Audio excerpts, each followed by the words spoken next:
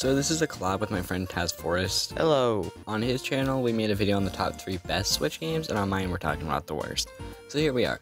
Also, quick thing to mention is that we're avoiding titles that are very, very small, that no one has heard of, and also shovelware. And we also made sure to have no overlap on our list, because you already know what number 1 is, and you know. So with that said, oh god, these games suck. Donkey Kong Country Tropical Freeze New Funky Mode. This game is a good game, but I hate that it's literally just the Wii U game with a new funky mode. For 60 bucks! That's some garbage. And there are more Wii U games just like that, and that really pisses me off. But the game of Tropical Freeze is great. It's just that it's an awful port. I hate saying this, but let me explain. I love Minecraft. It's one of my favorite games of all time. I've been consistently playing it since about 2012. It's truly one of the closest things to a masterpiece we have. But Switch version is just very meh. And to that extent, every modern console version. Let me explain. But first, history lesson time. Minecraft Pocket Edition was a thing for a long time, and with the 0.17, later renamed 1.0 update, this new interface was introduced, which is awful. So they had this one too, and this is honestly pretty decent for mobile, and it's very reminiscent of the PC version. But imagine using this with a controller. I mean, it's fine, but with the Together Forever update, Minecraft Pocket Edition was released on Xbox One, Switch, and on Windows 10, yep, only on the Microsoft Store. That's annoying. The reason they did this is so that way you can play on your PC with your friend who only has an Xbox One. And Sony later joined too, and I love that idea. And this was a couple months before Fortnite did the same for PC and mobile, and it took over a year after that for Sony to be cross-platform on Fortnite. But they didn't rework the interface for Minecraft console at all. And like, why is there a delay when switching items in the menu? Like, move your cursor and you gotta wait a second, or else your A input just won't do anything. Why is there a delay? Why is the cursor so laggy? Why did they completely scrap this very useful and great menu from the console versions before? This is decent on mobile and PC, but I feel like they did very little optimizations for the console versions. The old menu worked perfectly, and I've been playing Minecraft console since about 2015 with the PS3 edition, and even earlier on an old friend's Xbox 360. And Minecraft Bedrock just looks so much darker and less vibrant than the console versions. It genuinely pains me to put Minecraft on a worst list, but the console versions are just not that good. Minecraft Java, formerly known as PC, mobile, and Windows 10 are really the only good ways to play it now, because of how awful they ported the mobile version of the game to console instead of remaking the console versions. And yes, I'm aware that they had to remake the game to run the same engine as other platforms to enable cross-platform, but they could have remade the console menus when using a controller, or had an option to have the old console menu like they do for the other menu, or I don't know, put effort into porting it. In the PS4 and I believe Xbox One versions, you can use a keyboard and mouse, and it's pretty good, but obviously the Switch version you can't. My number 2 pick is Super Mario Odyssey. This game has so many things I hate, like the crappy controls. The only move worth using is the long jump into a dive move thing. And the moveset is super easy to learn and master. It has way too simple boss fights. The captures do nothing interesting and is just limiting Mario's moveset. It takes away any satisfaction from shortcuts. It has too many moons, way too many moons. The costumes are stupid. It does not have lives. It is way too damn easy. This game is still a good game. It's just the most flawed 3D Mario game. Hey, but you forgot about this game. 1, 2. Ah yes, what Nintendo thought would be the new Wii Sports. But there are a couple small things that they did which make this game not that good. One is that Wii Sports had 5 minigames, meaning that they had way more time to work on each minigame, and 1-2 Switch has 28.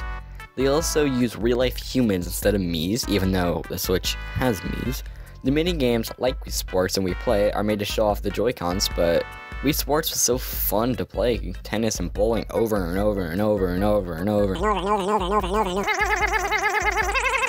In Wii Sports, all the minigames were things that we all know instead of just unlocking a chest.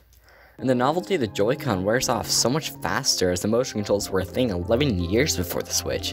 And yeah, HD Rumble's cool, but they should have focused on making the games more charming instead of forgettable. With 5 minigames, you can easily remember all of them. I dare you to try to remember all 28 of the 1-2 Switch minigames. Well, yes, the minigames are fun for the first, maybe second time playing. They're not replayable at all. Now, if the game was like $20 or $30, then I'd be saying a different tune. But it's $60! At least it was when it was first new. Yeah, the same price as Mario Odyssey, Breath of the Wild, Smash Ultimate. Just no! And the price is also a big deal for the next game on the list. Animal Crossing. There is nothing fun to do. There is no story, nor is there fun gameplay. It's just walking around and doing nothing. The game looks fine, not great. You can't even sit down and play it for like 10 hours straight. You just have to sit there and wait. It blows! When you compare it to something like Fire Emblem Three Houses, where it is the same price and has a great story, great characters, fun as hell gameplay. Sure, Animal Crossing is fun to play like in a month, but Fire Emblem is like fun to play all the time. Okay, before we get to the obvious pick, let's go over some honorable mentions. Origami King, I never played it, but as someone who's been a fan of Paper Mario 64 for almost my entire life now, I am contractually obligated to hate Sticker Star and Color Splash. I think Super is actually one of the best games ever made, and Thousand Year Door is good, but not nearly as good as 64. But come on, Nintendo, just make a Paper Mario RPG. Has good story, visuals, characters, environments, and gameplay like you did 2 other times. I'm asking you guys to be lazy. And a lot of people hate Super Mario Party, and I can see why. But this clip from Scott the Wad's video explains why I actually kind of like this game. Sly Cooper, Thieves in Time, it was okay. As somebody who's not a mega fan of Sly Cooper, it's difficult for me to truly go, oh yeah, this is way better than this. Like, I've seen a fair amount of people who weren't diehard fans of Mario Party say Super Mario Party was the best game in the series. The f did they just say? I've played Mario Party 1 a fair bit, and I've played 8 a lot, but that's basically my entire history with Mario Party. I also just really love how this game looks. And Ark Survival Evolved in WWE 2018, obviously due to how unplayable they are. Like, they didn't even try. Like, I'm sure the other versions of the game are good, but like, God, you can't even play the Switch version of these two. I honestly don't even have to build this up. You know what number 1 is. This video explains perfectly why this collection is just garbage. So I'll summarize it a bit. First, the gameplay issues. Mario 64 has updated Shindu Paktayo Edition from Japan, getting rid of BLJs and replacing Solon King Bowser with bye-bye. Because Japan Bowser and King Bowser in the original Japanese version of Mario 64 didn't have Mario saying anything with Bowser, so making up the Shindu version, they replaced it with bye-bye. His name is Bowser Japan, they didn't censor the homophobic statement, it was localization. Got it? Quit saying they censored it. Also, they uninverted the camera controls in all 3 games, so left makes the camera go right. Not at all how it is in other versions. God, it took over a week just to add a camera option. Speaking of options, there's no settings. Let's look at Mega Man Legacy Collection, which is $20 cheaper. It has CRT filters, customizable controls, rewind, save states, promotional art, concept art, and 6 games. Mario 3D All-Stars has Mario 64, Sunshine, Galaxy with the soundtracks from all.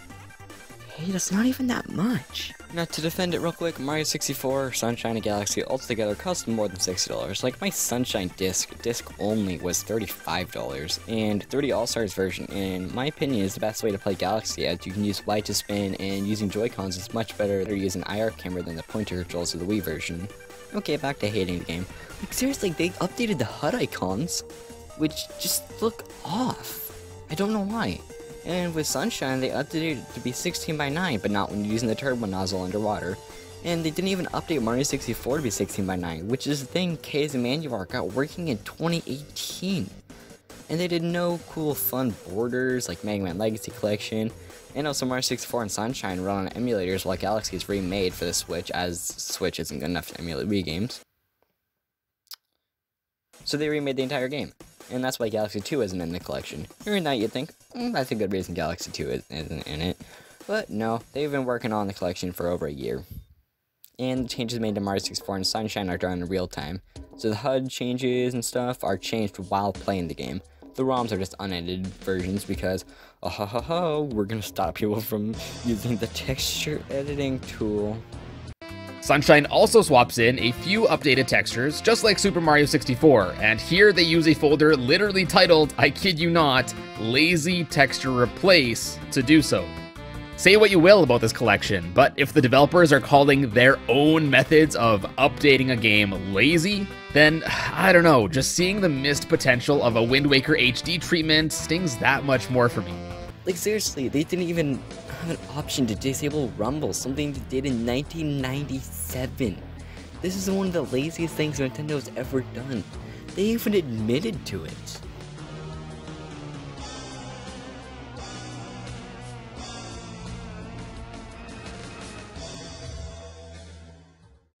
So yeah, this is kind of ranty, and honestly, these games are just bad. Other than Odyssey and New Horizons, I like those games.